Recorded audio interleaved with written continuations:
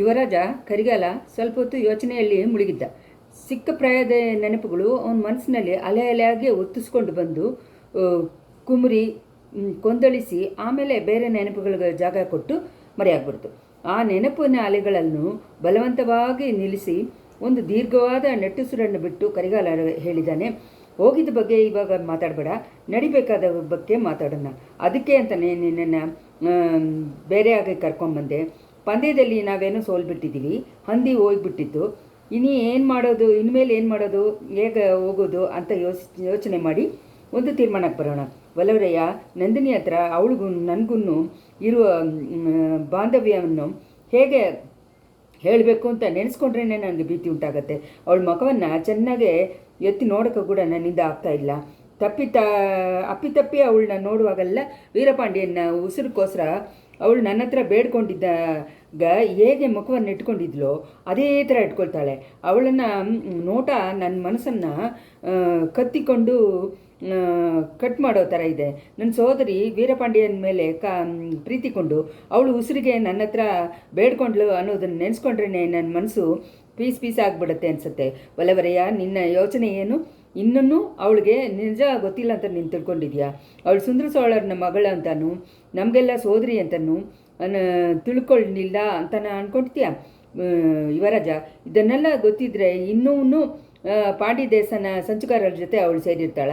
ಸೋಳಗುಳಕ್ಕೆ ವಿರೋಧವಾಗಿ ಒಂದು ಚಿಕ್ಕ ಹುಡುಗನನ್ನು ಸಿಂಹಾಸನದಲ್ಲಿ ಕೂಡಿಸಿ ಪಾಂಡಿ ನಾಡಿನ ರಾಜ ಅಂತನೂ ಸೋಳ ಸಾಮ್ರಾಜ್ಯ ಚಕ್ರವರ್ತಿ ಅಂತನೂ ಮಣಿಮಗುಡ ಹಾಕಿರ್ತಾಳ. ಈ ಮಣಿಮಗುಡನ ತಾಳ್ಕೊಂಡು ನಿಲ್ಲುವಾಗ ಕೈಯಲ್ಲಿ ಕತ್ತಿ ಎತ್ತಿ ಶಬ್ದ ಮಾಡಿರ್ತಾರ.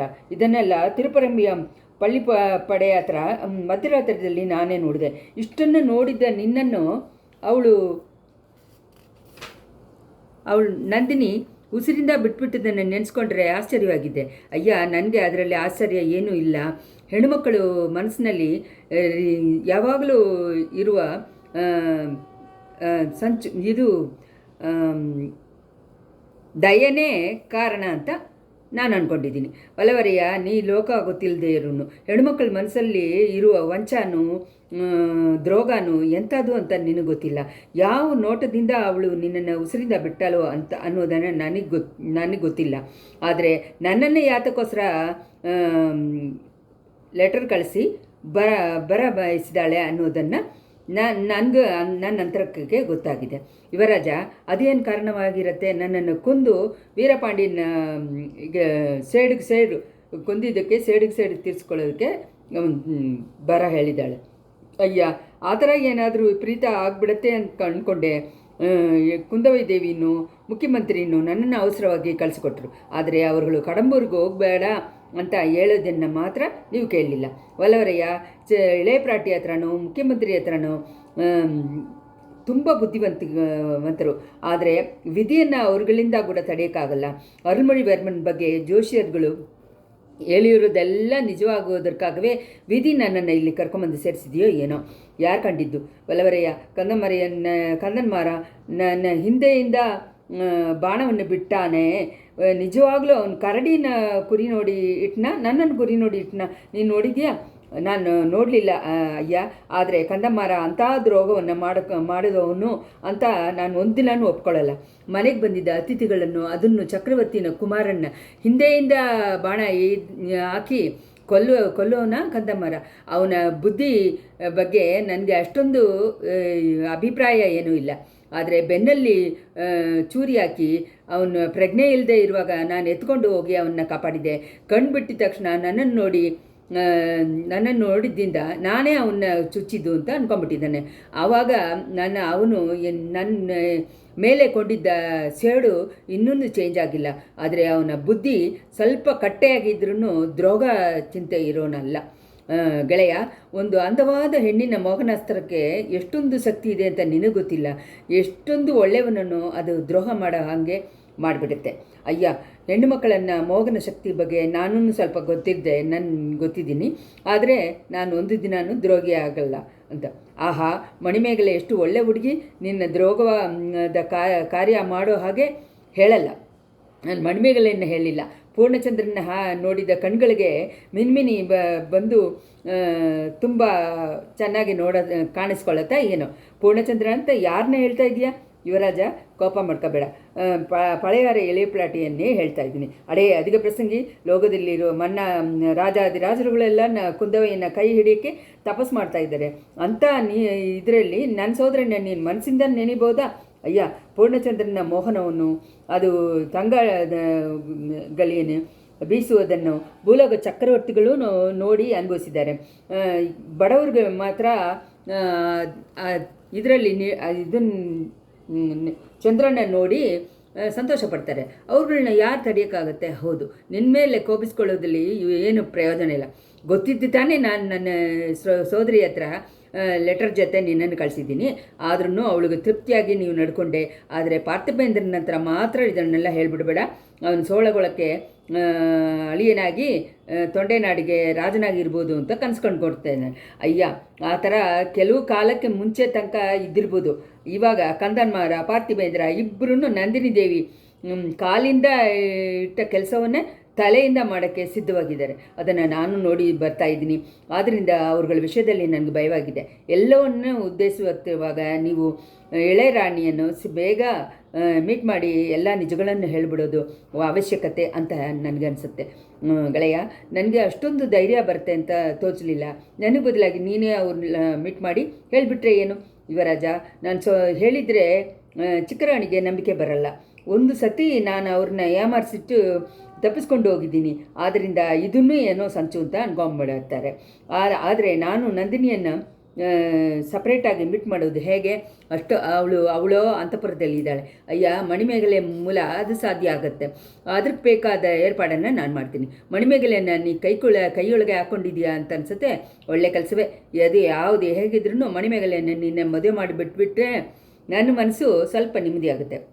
ಅಯ್ಯ, ಮಣಿಮೇಗಲೆಯನ್ನು ನಾನು ನನ್ನ ಒಡ ಹುಟ್ಟಿದ ಸೋದರಿ ಥರ ಅಂದ್ಕೊಂಡಿದ್ದೀನಿ. ಅವಳಿಗೆ ಇನ್ನೂ ತುಂಬ ಮೇಲಾದ ಅದೃಷ್ಟ ಸಿಕ್ಕತ್ತೆ ಅಂತ ನಾನು ಎದುರು ನೋಡ್ತಾ ಇದ್ದೀನಿ.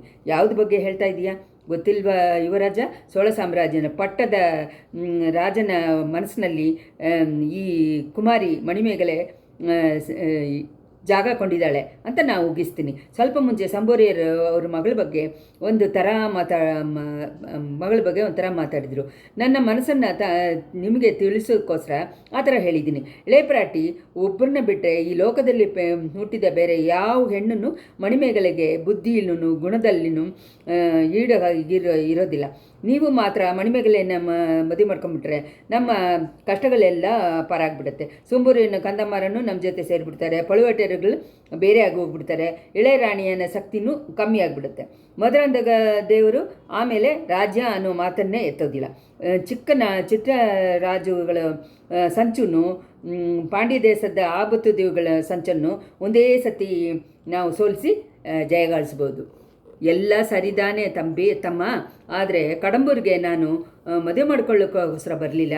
ಏದೋ ಒಂದು ದೊಡ್ಡ ಆಪತ್ತು ನಮ್ಮ ಹತ್ತಿರ ಬರ್ತಾ ಇದೆ ಅಂತ ನಾನು ಮನಸ್ಸಿನಲ್ಲಿ ತೋಚ್ತಾ ಇದ್ದೆ. ನಾನು ಹೇಳ್ತೀನಿ ಕೇಳು. ಪಳವೇಟೆಯರನ್ನ ಮಧುರಾಂಧಕನೋಡ ಜೊತೆ ತಿರ್ಗಾ ಬರುವಾಗ ಒಂದು ದೊಡ್ಡ ಸೈನಿಕ ಜೊತೆ ಬರ್ತಾರೆ.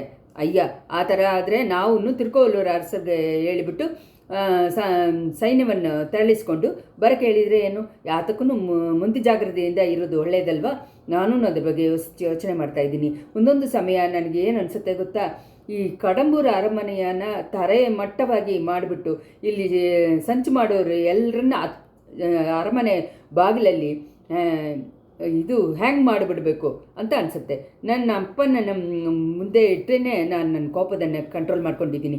ಅವ್ರು ನಮ್ಮ ಹತ್ರ ನೀನು ಕಾಂಚಿಗೆ ಕರ್ಕೊಂಬಂದಿದ್ರೆ ಯುವರಾಜ, ಅವ್ರ ಹತ್ರ ನಿಮ್ಮ ಲೆಟರನ್ನು ಸೇರಿಸೋದೇ ದೊಡ್ಡ ಪ್ರಯತ್ನ ಆಗ್ಬಿಡ್ತು. ಹೌದು, ಚಕ್ರವರ್ತಿ ಇಂಥ ಪಳವೇಟರ ಹತ್ರ ಚೆನ್ನಾಗಿ ಸಿಕ್ಕಾಕೊಂಡಿದ್ದಾರೆ.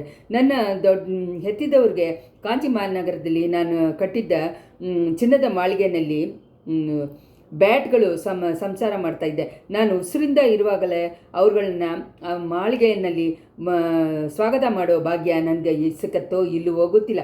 ಈ ಕಡಂಬೂರನ್ನ ಬಿಟ್ಟು ನಾನು ಉಸಿರಿಂದ ತಿರುಗಿ ಹೋಗ್ತೇನಾ ಅಂತ ಕೂಡ ಅನುಮಾನ ಬಂದುಬಿಟ್ಟಿದೆ. ಯುವರಾಜ, ನೀವು ಈ ಥರ ಮಾತಾಡ್ತಾ ಮಲೆಮಾನ್ನ ಸೈನಿಕ ಜೊತೆ ಬರೋದು ತುಂಬ ಅವಶ್ಯಕತೆ ಅಂತಲೇ ಅನಿಸುತ್ತೆ ನನಗೆ.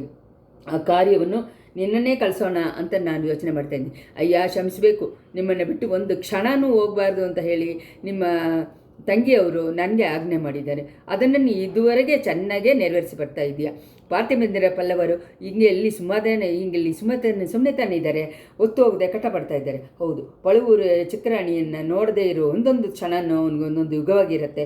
ಪಾರ್ಥಿವೇಂದ್ರನು ಹೆಣ್ಮಕ್ಕಳು ಅಂದಕ್ಕೆ ಇಷ್ಟು ಸೋಲಿಸಿ ಹೋಗ್ತಾನೆ ಅಂತ ನಾನು ಕನಸಿನಲ್ಲೂ ಅಂದ್ಕೊಂಡಿರಲಿಲ್ಲ. ಅವನ್ನ ತಾನೇ ಮಲೆಮಾನ ಹತ್ರ ಕಳಿಸ್ಬೇಕು. ಸರಿಯಾದ ಯೋಚನೆ ಅಯ್ಯ.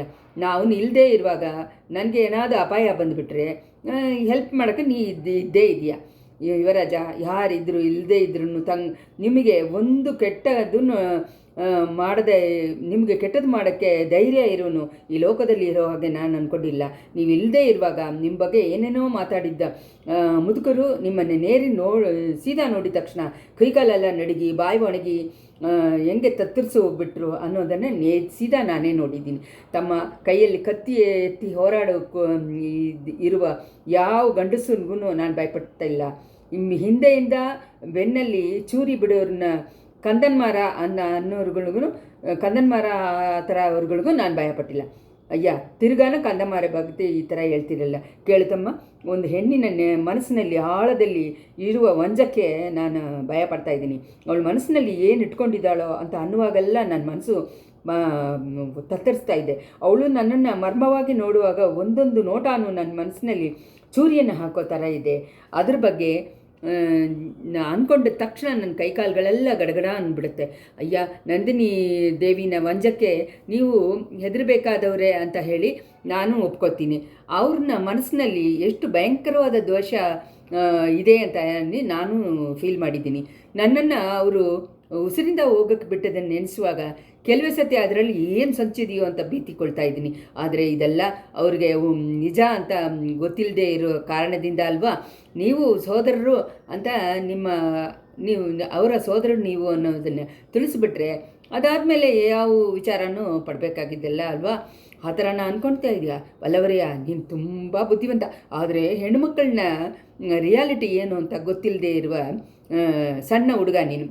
ನಂದಿನಿಗೆ ತಾನೇ ಸುಂದರ ಸೋಳರನ್ನ ಕುಮಾರಿ ಅಂತ ಗೊತ್ತಿದ್ದರೆ ನಮ್ಮ ಎಲ್ಲರ ಹತ್ರನೂ ಅವಳಿಗೆ ಕ್ರೋಧ 1ಕ್ಕೆ 100 ಪಟ್ಲು ಜಾಸ್ತಿ ಆಗುತ್ತೆ. ತಂದೆ ಸಾಮ್ರಾಜ್ಯದಲ್ಲಿ ಚಕ್ರವರ್ತಿನಿಯಾಗಿ ಅವಳಿಗೆ ಪಟ್ಟ ಕಟ್ಟಬೇಕು ಅಂತ ಹೇಳಿದ್ರೂ ಅವಳು ಕೋಪ ತೀರಲ್ಲ. ಯುವರಾಜ, ಆಗ ನೀವು ಅಂದ್ಕೊಂಡಿದ್ರೆ ಆ ಜವಾಬ್ದಾರಿಯನ್ನು ನನ್ನ ಹತ್ರ ಒಪ್ಪಿಸಿ. ನಾನೇ ನಂದಿನಿ ಹತ್ರ ನಿಜ ಸರಿತೆಯನ್ನು ಹೇಳ್ತೀನಿ. ಅವರು ಕೋಪವನ್ನು ನಾನು ತಣಿಸೋಕ್ಕೆ ನೋಡ್ತೀನಿ. ನಿನ್ನಿಂದಾನು ಅದಾಗಲ್ಲ ಗೆಳೆಯ. ನಂದಿನಿ ಕೋಪವನ್ನು ಯಾರಿಂದಾನು ತಡೆಯೋಕ್ಕಾಗಲ್ಲ. ನಾನು ಹೇಳೋದನ್ನು ಕೇಳು. ನಮ್ಮ ಸೋಳ ಕುಲದಲ್ಲಿ ನನ್ನ ಕಾಪಾಡಬೇಕು ಅಂದರೆ ಒಂದು ನಾನು ಸಾಯಬೇಕು, ಇಲ್ಲಾಂದರೆ ಅವಳು ಸಾಯಬೇಕು. ಅಲ್ಲ ಇಬ್ಬರನ್ನೇ ಸಾಯಬೇಕು. ವೀರಪಾಂಡ್ಯನ ಕೊಂದಿದ್ದ ಕತ್ತಿಯಿಂದ ಅವಳನ್ನ ಕೊಂದುಬಿಡ್ತೀನಿ. ಯುವರಾಜ, ಇದೇನು ಭಯಂಕರವಾದ ಮಾತು ಅಲ್ಲವರೆಯ. ಒಂದು ಸಾಮ್ರಾಜ್ಯನ ಸೇಫ್ಟಿ ಮಾಡೋಕ್ಕೋಸ್ಕರ ಒಂದು ಉಸಿರನ್ನು ಕೊಲ್ಲೋದು ಏನು ತಪ್ಪ? ಅವಳು ಹೆಣ್ಣಾಗಿದ್ದರೆ ಏನು, ನನ್ನ ಒಡಹುಟ್ಟಿದ್ದ ಸಹೋದರಿಯಾಗಿದ್ದರೆ ತಾನೇ ಏನು. ನಿಜವಾಗ್ಲೂ ಅವಳು ಹೆಣ್ಣಲ್ಲ, ಹೆಣ್ಣು ಉರುಕೊಂಡಿದ್ದ ಮಾಯ ಮೋಗಿನಿ ದೆವ್ವ. ಅವಳನ್ನ ಉಸಿರಿಂದ ಬಿಟ್ಟರೆ ವಿಜಯಾಲಯ ಸೋಳೆಯ ಕಾಲದಿಂದ ಪಲ್ಗಿ ಪೆರುಗಿ ದೊಡ್ಡದಾಗಿ ಬಂದಿರುವ ಈ ಸೋಳ ಸಾಮ್ರಾಜ್ಯ ಚಿನ್ನಪಿನ್ನವಾಗಿ ಬಿಡುತ್ತೆ. ಆಹಾ, ಅದೇನು ಅಂತ ಆದಿತ್ಯ ಕರಿಗಾಲ ದಿಗುಲು ಅಂತ ಕೇಳಿಬಿಟ್ಟು ತಿರುಗಿ ನೋಡಿದ. ಆ ಸಮಯ ಅವ್ರುಗಳು ಇದ್ದಿದ್ದ ಜಾಗಕ್ಕೆ ಸ್ವಲ್ಪ ದೂರದಲ್ಲಿ ಕಾಡಿನಲ್ಲಿರುವ ಪೊದೆಗಳ ಮಧ್ಯದಲ್ಲಿ ಏನೋ ಕಲ್ಲೋಲ ನಡ್ಕೊಂಡಿತ್ತು. ಇವರಿಬ್ಬರೂ ಕುದುರೆಗಳನ್ನು ತಟ್ಟಿಬಿಟ್ಟು ಅಲ್ಲಿ ಹೋಗಿ ನೋಡಿದರು.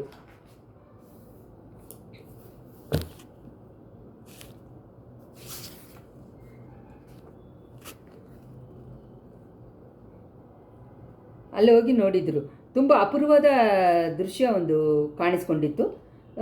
ಕಾಡು ಹಂದಿ ಒಂದನ್ನು, ಚಿರತೆ ಹುಲಿ ಒಂದನ್ನು ಕೊಟೂರವಾಗಿ ಜಗಳ ಮಾಡ್ಕೊಳ್ತಾ ಇತ್ತು.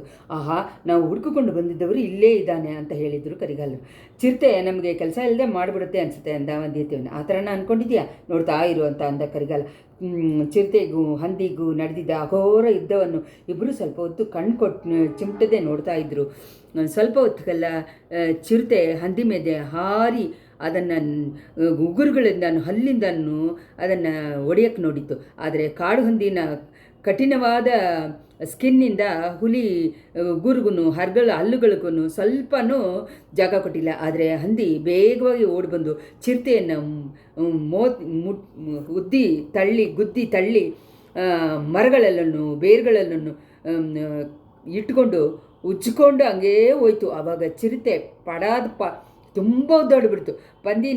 ಹಂದಿನ ಗೋರೆ ಹಲ್ಲುಗಳು ಚಿರತೆಯನ್ನು ಸ್ಕಿನ್ನನ್ನು ಚಿನ್ನ ಭಿನ್ನವಾಗಿ ಕಿತ್ತಾಕಿತ್ತು. ಕೊನೆಗೆ ಒಂದು ಸತಿ ಚಿರತೆಯನ್ನು ಹಂದಿ ಕೆಳಗಡೆ ಗುದ್ದಿ ತಳ್ಳಿದಾಗ ಅದು ಸತ್ತ ಹಾಗೇನೆ ಬಿದ್ದಿತ್ತು. ತಮ್ಮ ಚಿರತೆ ಚತ್ತೋಯ್ತು. ಹಂದಿ ಇನ್ಮೇಲೆ ನಮ್ಮ ಮೇಲೆ ತಿರುಗಿಬಿಡುತ್ತೆ, ಅದಕ್ಕೆ ನಾವು ಆಯುಧವಾಗಿರಬೇಕು ಅಂತ ಹೇಳಿಕೊಂಡು ಕರಿಗಾಲರು ಬಿಲ್ಲಿನಲ್ಲಿ ಬಾಣವನ್ನು ಹಾಕಿದರು. ಆ ಬಾಣ ಹಂದಿನ ಕತ್ತಲ್ಲಿ ಹೋಗಿ ಸಿಕ್ಕಿತ್ತು. ಹಂದಿ ಕತ್ತನ್ನು ಹಿಂಗೆ ಒದರಿಸಿಬಿಟ್ಟು ತಿರುಗಿ ನೋಡಿತು. ಎರಡು ಕುದುರೆಗಳನ್ನು ಅವುಗಳ ಮೇಲೆ ಇದ್ದವರುಗಳನ್ನು ಒಂದು ಕ್ಷಣ ಗಮನಿಸಿತು. ಆಮೇಲೆ ಒಂದು ಸತಿ ಚಿರತೆಯನ್ನು ನೋಡಿತ್ತು. ಅದರಿಂದ ಇನ್ನೇನು ಆಗಲ್ಲ ಅಂತ ತಿಳ್ಕೊಂಡಿದ್ದು ಅನಿಸುತ್ತೆ. ಮೂರ್ಖಾವೇಶದಿಂದ ಕುದುರೆಗಳನ್ನು ಹಾರಿ ಬಂತು. ಕರಿಗಾಲ ಇನ್ನೊಂದು ಬಾಣವನ್ನು ವಿಲ್ಲಲ್ಲಿ ಹಾಕಿ ಬಿಡೋಕ್ಕೆ ಅವನು ಹತ್ತಿದ್ದ ಕುದುರೆಯನ್ನು ವಿಲ್ಲಲ್ಲಿ ಬಾಣವನ್ನು ಹಾಕೋಕ್ಕೆ ಶುರು ಮಾಡಿದಾಗ ಅದು ಬಂದು ಕುದುರೆಯನ್ನು ಹೊಡೆಯಿತು. ಆ ಹೊಡಿತದಿಂದ ಸ್ವಲ್ಪ ಜರುಗಿದ ಕುದುರೆಯನ್ನು ಹಿಂದಿನ ಕಾಲು ಒಂದು ಮರದ ರೂಟಲ್ಲಿ ಸಿಕ್ಕಾಕೊಳ್ಳವೆ ಕುದುರೆ ಹಂಗೆ ತಡ ಬಾರಿ ಕೆಳಗಡೆ ಬಿದ್ದುಬಿಡ್ತು. ಕುದುರೆಯನ್ನು ಕೆಳಗಡೆ ಕರಿಗಾಲ ಸಿಕ್ಕಾಕೊಂಡ. ಹಂದಿ ಸ್ವಲ್ಪ ಹಿಂದೆನೇ ಜರಿಕೊಂಡು ಬಂದು ತಿರ್ಗಾನ ನೆಲದಲ್ಲಿ ಇದ್ದಿದ್ದ ಕುದುರೆಯನ್ನು ನೋಡಿ ಹಾರಿಕೊಂಡು ಬಂತು. ಇಷ್ಟರಲ್ಲಿ 42ನೇ ಸಂಚಿಕೆ ಮುಗಿಯಿತು.